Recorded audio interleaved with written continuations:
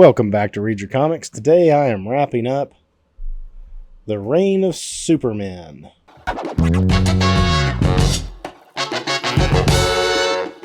This story is finally coming to its big conclusion that started way back in the fall of 1992, went through the early part of the winter, took a little break. No Superman titles came out for a few months because he was dead for good.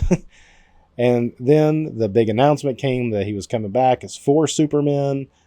That started around like April of 93. And this story ran through the whole summer of 1993. And I picked up a new set of these and read it with my kids in a weekly format, just the way I experienced it. And they loved it. And honestly, upon this final revisit of it, I still love it. So let's jump into this next one.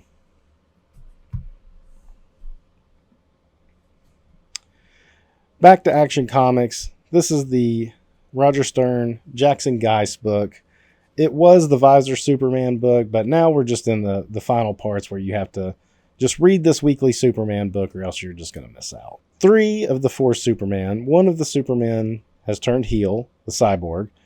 He has really incapacitated the Visor Superman, who is supposed to be, this was his book.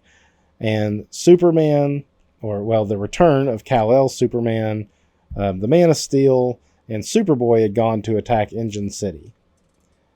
Superboy had rode a rocket that was meant to blow up Metropolis, and the cliffhanger we left off with was he prevented it from hitting Metropolis. It exploded in the sky, and it appeared that maybe he died in the process too. And that was our cliffhanger. So now we're jumping back in. Also, this is where in the last issue, Kal-El Superman had jumped off of like a platform down to the bowels of Engine City, and he told Steel, you better catch me before I hit the bottom because I can't fly. So as they're getting down, suddenly he is able to kind of stop himself and lower himself down gently to the ground, and which makes Steel wonder what's going on. And he's kind of like, well, maybe I can fly a little bit, but he's being really coy about it. He's still armored up with these guns and such, and they just start taking on hordes of, aliens as they make their way to the engine.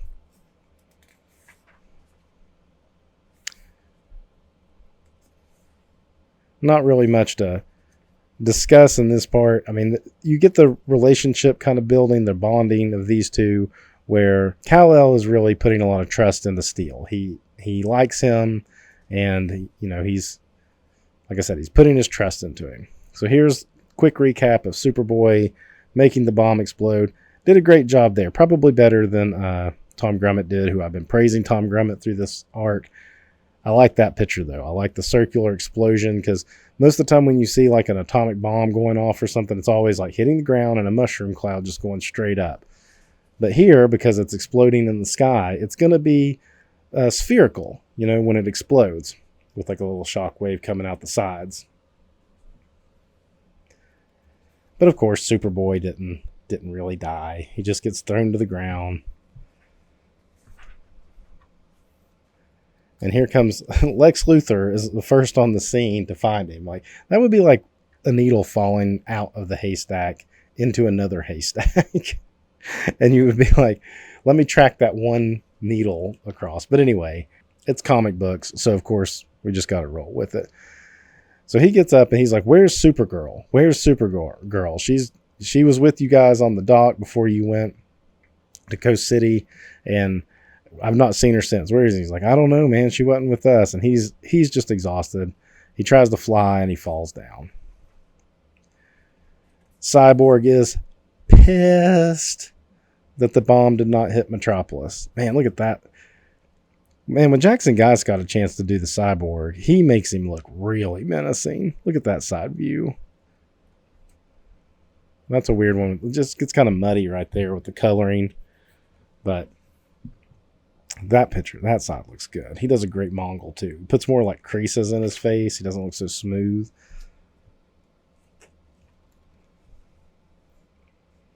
You're getting a little bit of like reminder of who he is in this issue.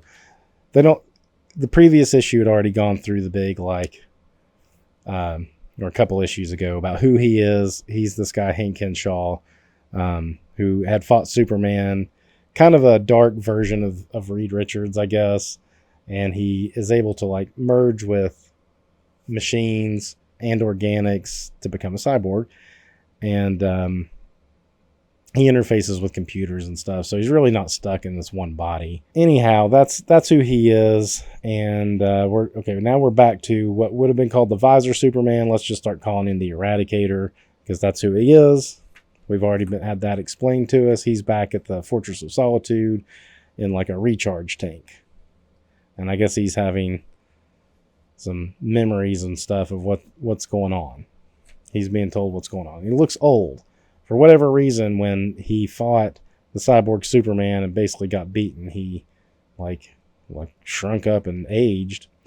So he's pulling every bit of power from the Fortress of Solitude to recharge himself. He's like, more power, more. I mean, he's pulling it from the robots. The robots are falling down because it's pulling their power out. I mean, he's doing everything he can because he wants to get back in the fight. And he does. He erupts out. He's not going to put the Superman shield on and stuff. He's just going to have his little, whatever you want to call this design, where it's like blue down the middle with black on the sides. It was a neat look with the Superman logo there. It looks kind of weird with nothing else. Superman and Steel keep going down. Let's see. There's Supergirl. It's revealed. What is it that happens that reveals it's Supergirl? Somewhere here it's revealed it's been Supergirl. She's been scouting ahead for him. She can turn invisible. She shapeshifts. She turns invisible. She was the one that's been kind of helping Clark. She actually gave him a lift so that he didn't have to use all of the power from his LexCorp jet boots. She wanted to know, or Steel was like, well, why wasn't I in on this? And Superman was basically like, well, I don't know you. I wasn't 100% sure I could trust you, but now I feel comfortable. We've chatted and bonded over battle. Now we are like brothers. He doesn't say that, but that's essentially what he's getting at. I like the way he does Supergirl looking a little older than, like, Tom Grummett makes her like more young looking. Not that she's like old, but she looks like she's in her late 20s or something, whereas like Tom Grummett makes her look like she's like barely 20. Most of this is just dialogue of them more or less getting to know each other. They eventually have to like separate. That's pretty similar to the pinup in one of the first issue with the cyborg. It's pretty cool. I was watching them, like the heat tracking.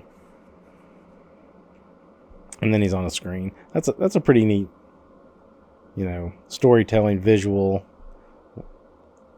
Back up, he's watching him. It's in his eye.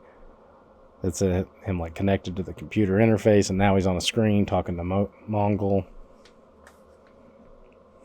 Mongol's kind of getting tired of him too. Mongol's like, I'm getting tired of being bossed around already. Like, half the plan's already done. I can finish the rest by myself. It's kind of what he's leaning at. And he goes down, and it's revealed the core of Engine City is being powered by a giant rock of kryptonite. And that's kind of the dun dun dun, the twist. The Superman is going to the engine where it's his main weakness. But how will it affect him now that he already doesn't have his powers? Back to John Bogdanov. I don't love this. I've been praising Bogdanov for this run too, but I don't love this like shoulder off the side. I mean, I guess it was on this too, but it just looks really like exaggerated and weird from this angle he's got him running at. Even weirder right there. That is weird to me. It's a cool pose and opening splash in general. Superman with guns is kind of dumb, but it makes sense in the context of the story. I just don't like how the costume is coming off of his shoulder right there. And man, he goes all out on the hair. He doesn't give him just like a little shagginess. Something I should point out too. Notice his hair is short here. It's short here. And even on the previous months, like this one from the last video, it's short there. And my kids pointed that out too. Like, why is his hair short on the covers, but it's long on the inside? And the only thing I could figure that they did that was maybe they think that because it's the covers, they want people that were still kind of coming in late to the story, or just like casually like they picked up that first Adventures of Superman 500 but didn't really follow the whole story, but now it's like the real Superman is back and they want it to be, that's the real Superman. We've got him in a black costume. We better make his hair look normal. Otherwise it's going to look like just another imposter. That's the only reason I can figure that they kept his hair short on the covers.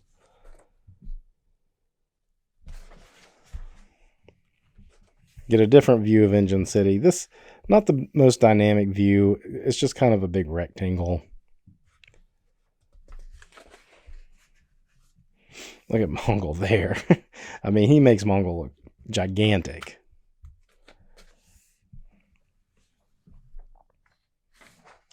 So they split off here.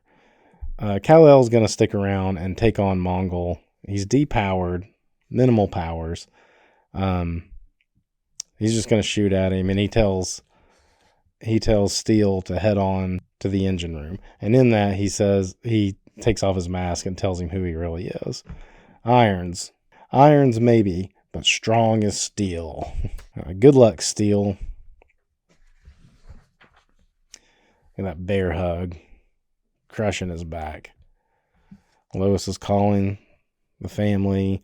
And here's Jeb, who's been trying to move in because, Clark has been dead. But now Clark's back. So sorry, Jeb. That was one of the most boring subplots of this whole thing. Luckily, when it showed up, it was usually just one page, maybe two at the most. Look at him here, all connected in.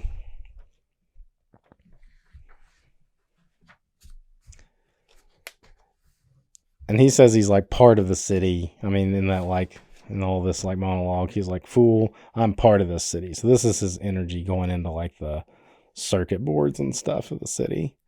Kind of a weak panel to demonstrate that. You tell he really concentrated on that. Didn't spend a lot of time on those. Great angle here. Pretty cool here. This is the stuff that kind of reminds me of Simonson.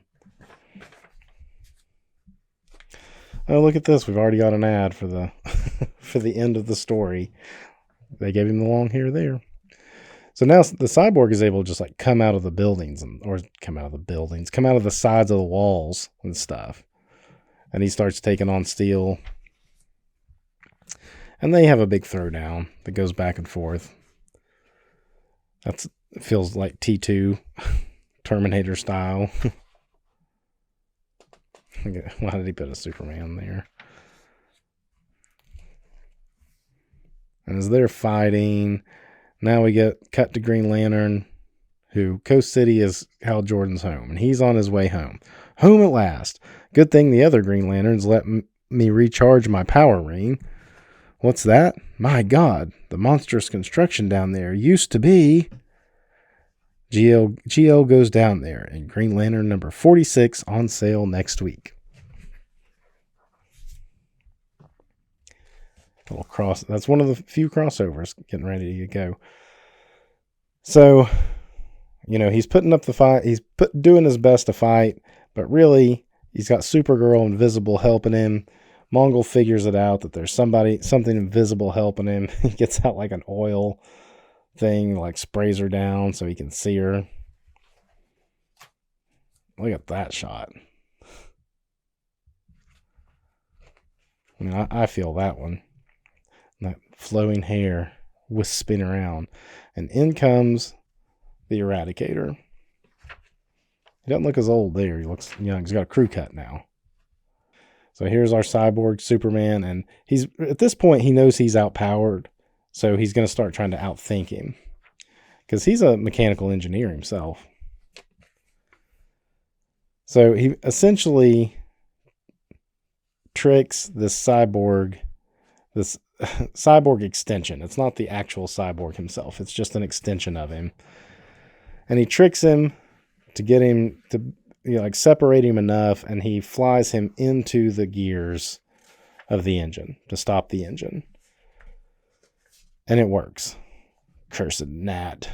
But of course, we have to pretend that was the end of him. But it looks like all is still not lost, or all is, he stopped the engine, but we've got a defeated Kal-El in the process. I wanted to point out this cover. When I get to this issue, I don't have this cover. I've got the collector's edition cover. This was the standard edition cover.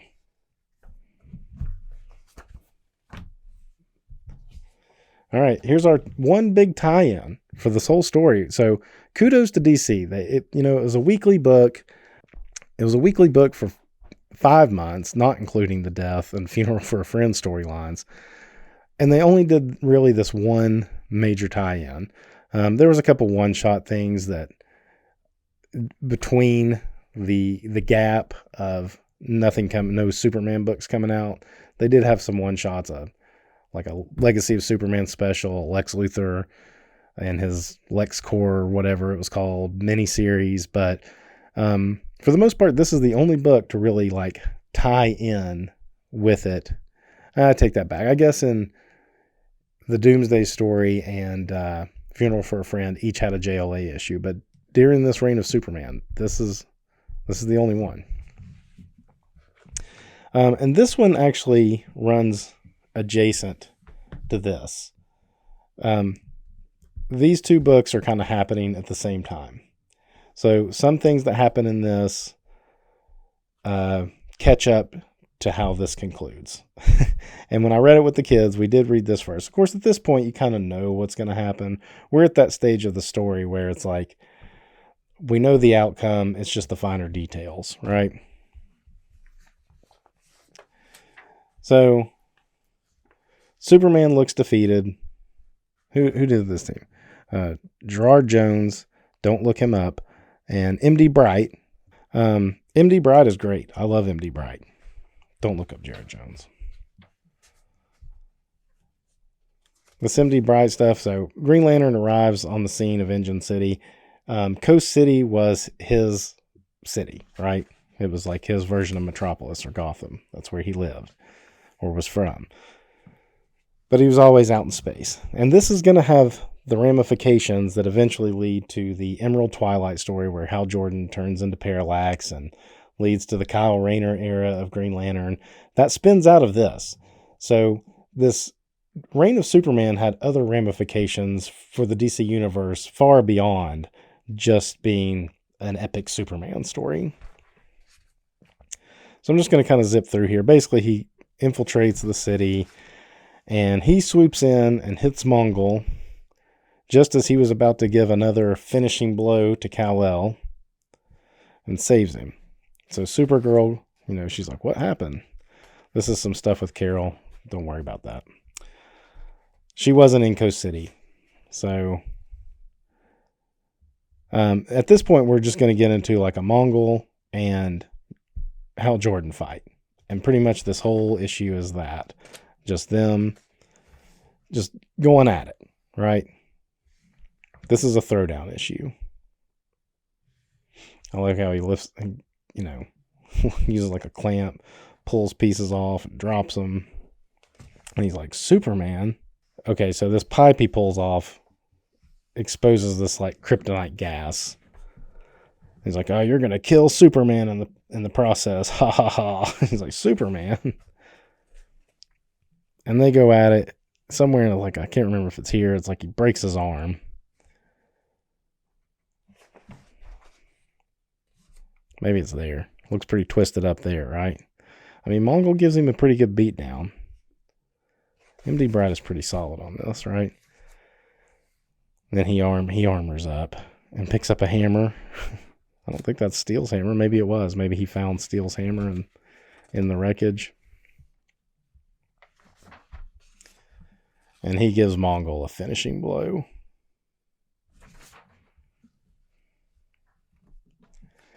This chapter, I don't feel like this chapter is necessarily integral. As we look at the other book, you can just know that Green Lantern stepped in and saved Kal-El from Mongol, and that's just kind of that.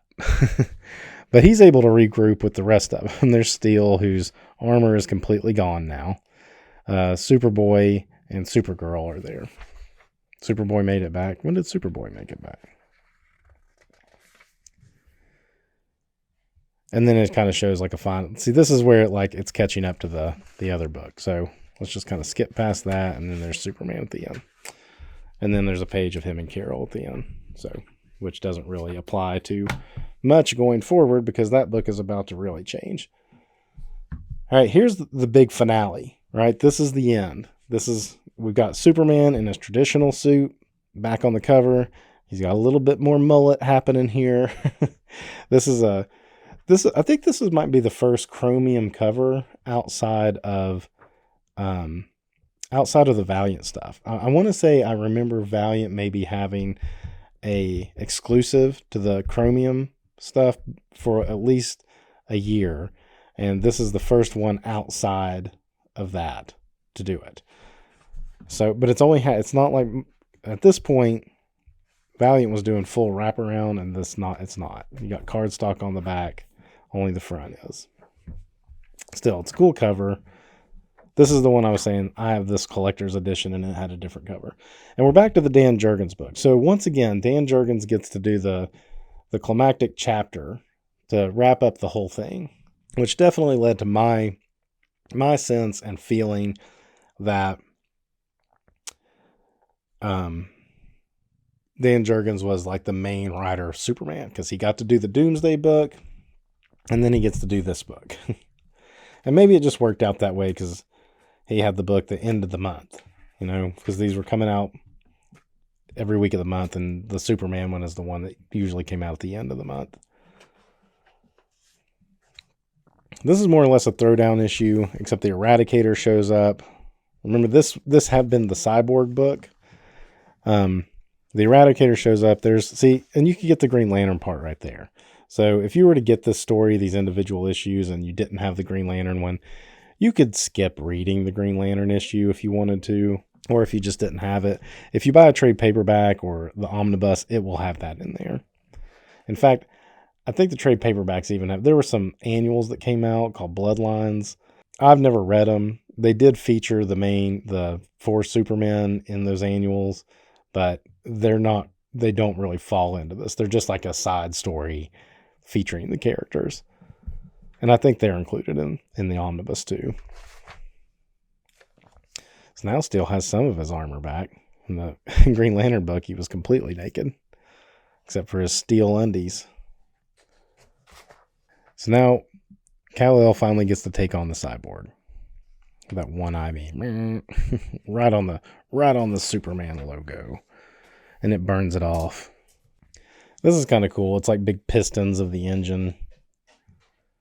Looks kind of neat, right?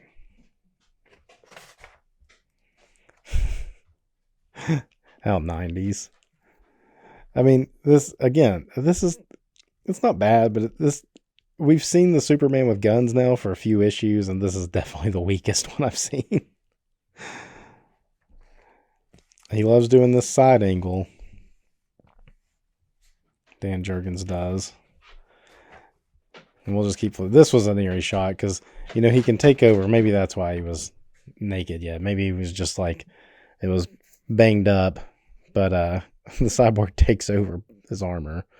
It comes out right there. Oh, that was crazy looking. And Superboy comes over to save him by using his powers that make machinery stuff explode. So by the end of this, Steel is going to need a new armor. Some cool looking stuff. This is kind of like T2000 stuff, right? Except it's coming out of the walls. And the Eradicator. Where did the Eradicator show up?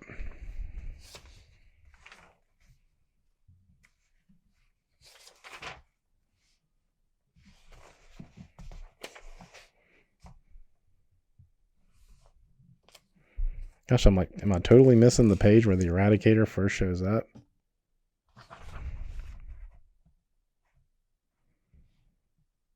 He must show up right there. That's the big grand entrance of the Eradicator. Is him showing up there in the corner.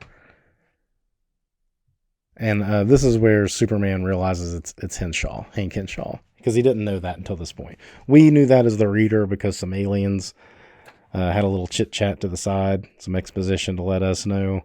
But Kal-El's just finding it out himself. The Eradicator's like, while I was at your fortress, and here, Superman's like, yeah, I know who you are, and I don't quite trust you either. But if you're willing to help in this moment, and then we'll figure your part out later. Because, he doesn't really know for sure what's been going on. He probably got slightly filled in by Lois at the airport, but for the most part, he missed all of this, like, stuff with the imposter Supermen showing up and stuff. He just got a quick rundown from Lois. Anyway, so the Eradicator and Superman are kind of heading towards the center where there's the big, huge chunk of kryptonite that powers the whole thing. Green Lantern's fighting Mongol at this point.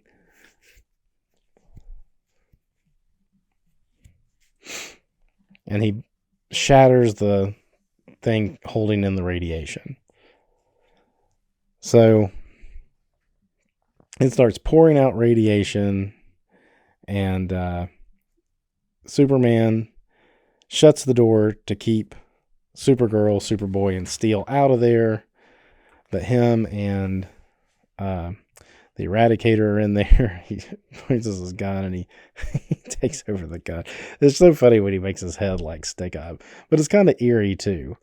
And again, I'm not sure Dan Jurgens was the best to pull that off.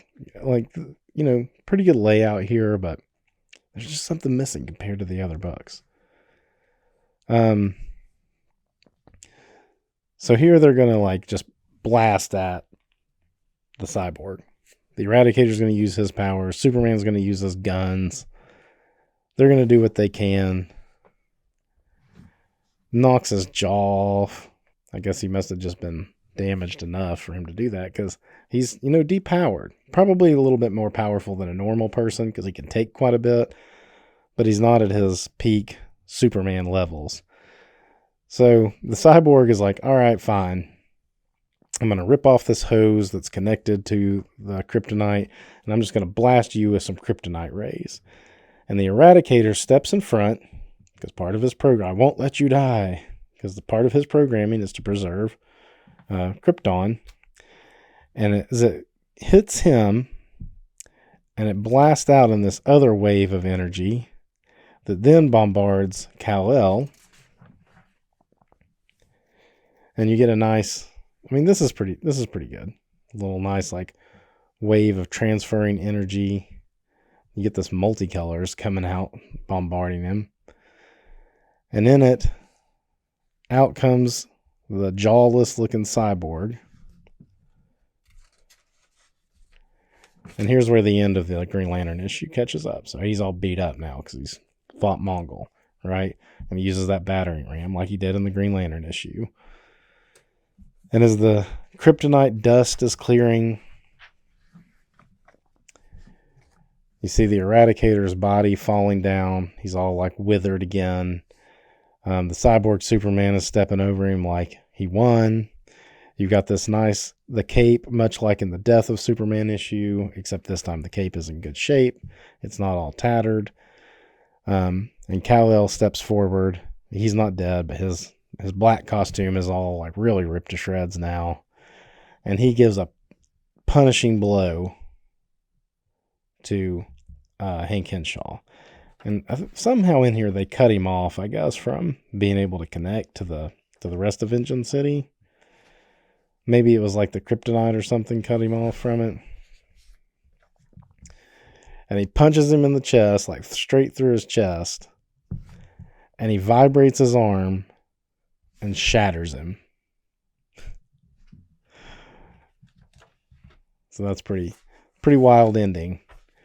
Supergirl uses her like molecular reconstruction powers to take the cape.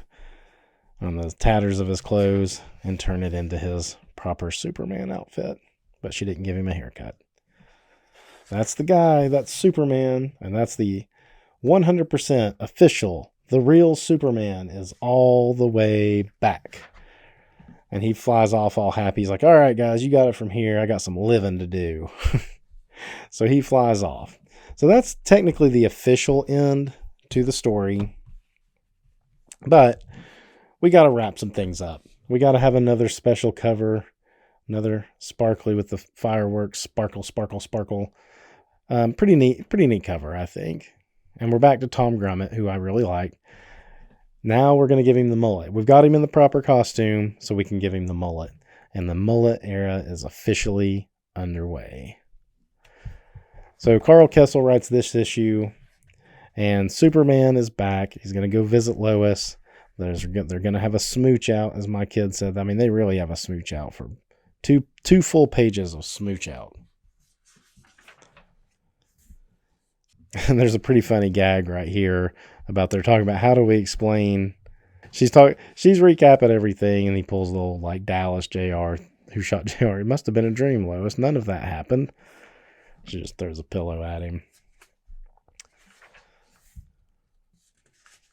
So now they're talking about how to bring Clark back, and he's coming up with these like outlandish ideas of being swept down the river and having amnesia, and aliens picking him up and all kinds of stuff.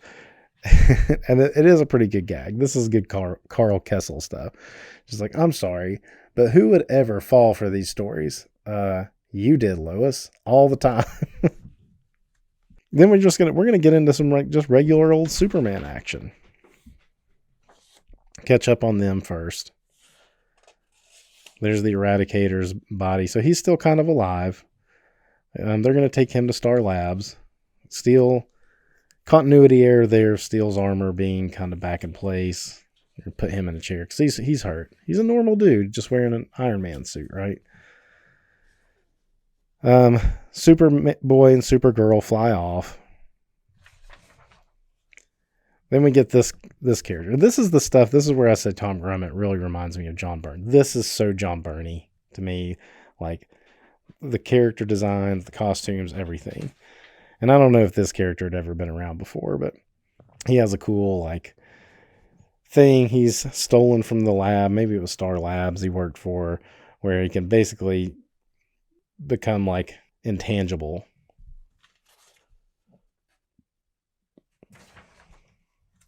And he's there just to rob a bank. And he sticks And of course they're kind of like, yeah, right, you're just another Superman. Like another one. And he's able to stop him. Gets him stuck in the door. And this is like just kind of a typical Superman adventure, right? We're establishing Superman's back. He's, saying hi to Maggie Sawyer and the police. Lex Luthor is like, yep, that's him. There he goes, the real Superman, or so he says.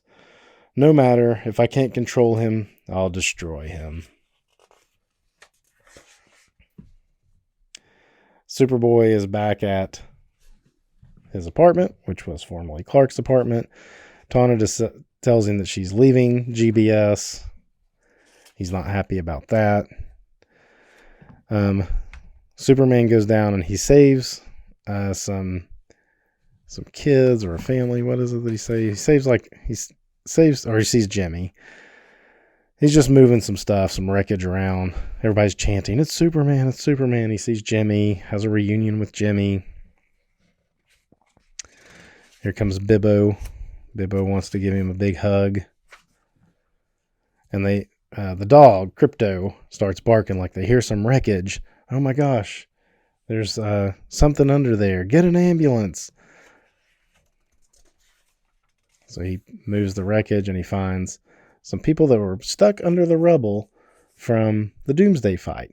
And that's where the timeline thing almost has to take place in a short period of time as opposed to being like a full year because of what they're about to do. These people survived under some rubble for weeks or whatever. And Jimmy says, hey, Superman, maybe Clark is trapped like those kids. And he's like, now why didn't I think of that, Jimmy? So we're still not quite done with the story. We've got to wrap up one more thing because Clark Kent was still dead. We need to bring Clark Kent back too. Let's bring Clark Kent back. We're going to use the old tricky dicky. He's been trapped under the rubble gag. Let's see, which one is this? This is Action Comics, so we're back to Jackson Guice again. Carl Kessel actually co-plots this one. Superman opens it up, opens up some rubble, and look, how's Superman's pulling Clark Kent out? This perplexed my kids. How did they do this? How did they have Superman and Clark Kent there at the same time? Look at Superman's face. How did they do that? Clark Kent's been found. How amazing. Doing a little bit of recapping of what's going on with the other Superman. Lex comes up and wants to know, where is my Supergirl? Your Supergirl. Well, Lex, she has been busy. We all have. I can't tell you much. I can't tell you much more than that. I'm hardly Supergirl's keeper, and neither are you. Like, why, you sanctimonious jerk? It is you. They go get him checked out at the hospital. He's fit because he says that he found a place where there was actually some food and stuff, and he was able to just he had enough room to exercise and keep moving. There's the Eradicator at Star Labs. None of that is the stuff we're really here for. We want to know how Clark Kent, how they worked this magic of Clark Kent. There's Clark and Lois. They're like, oh, we're going to embrace. Ha ha.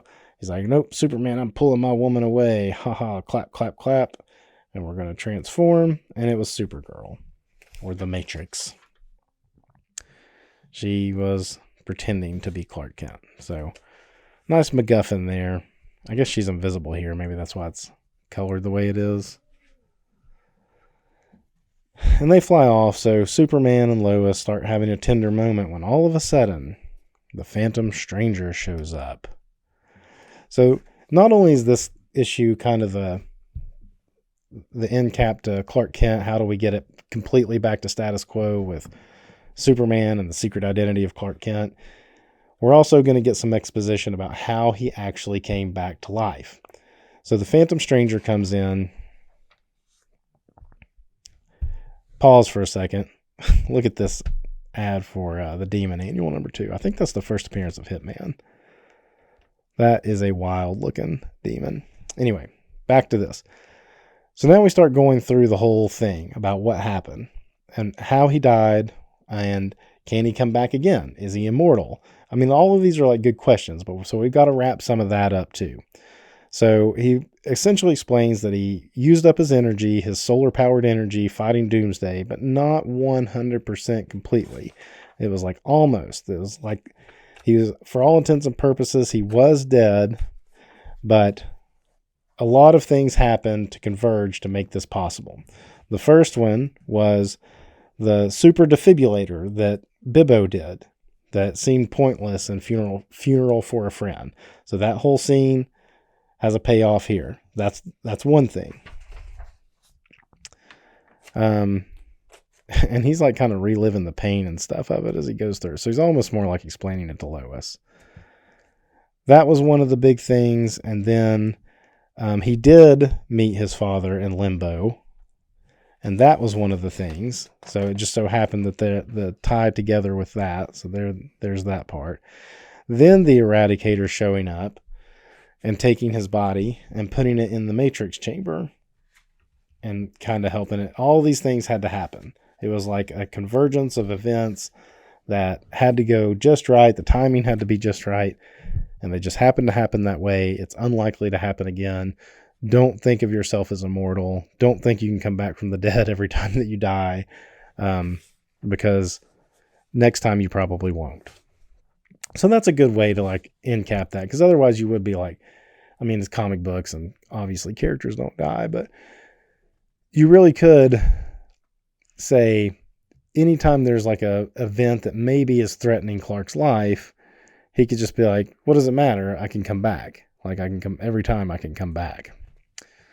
And then they wake up and they're in Kansas, and he goes and visits his parents, and that's the reunion of Clark with his parents.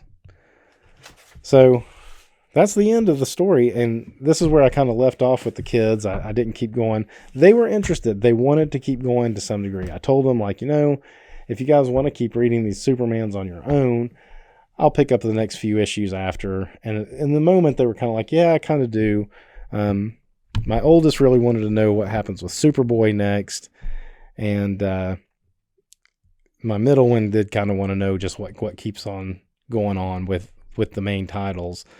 I told him how it was still a weekly book, though, and if I could pick up the next few Triangle numbers and they want to read them themselves, I'll do that. But it's been a few months and they really haven't asked for more. But they absolutely loved this story. I really enjoyed revisiting it. I thought it was fun, and it was a fun way to do it too, where I was reading it month to month. By the end of it, I was kind of like, I need a Superman break. But overall, I mean, this is a fun Superman story. It's hard to write a good Superman story. Would I put it in like at the top? No, I still look at things like All-Star Superman and Superman for All Seasons, and even the more recent Superman Space Age. I put all of those, as some of the greatest Superman stories that I would point people to.